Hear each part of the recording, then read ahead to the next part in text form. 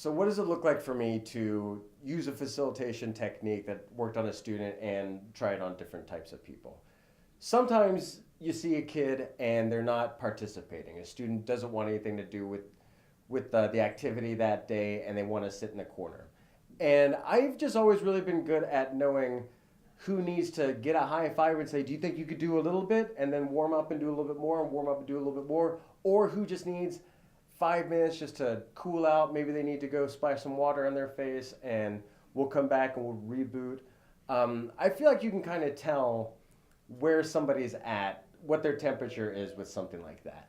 And when you're in AP's office, you kind of need to know when you can joke around and say, it's not fun to talk about funding, but I do put the FUN in funding streams. You know, it's you kind of know when you can say something like that, or when you say, I completely understand, Miss Jackson. This is something I take really seriously. If we get one thing done correctly, we need to make sure we're getting this done correctly, stuff like that. So it's sort of that same lens that you have to look through to see, you know, who needs a little bit of extra love, who needs a high five, and who needs a little bit of quiet time. Let's make sure, you know, my tie is straight, and let's make sure that we're sitting up and, you know, doing everything correctly. So continuously assessing and figuring out what the needs are with each individual, regardless if they're in 5th, 6th grade, or their administration, or a teacher, a parent. Totally.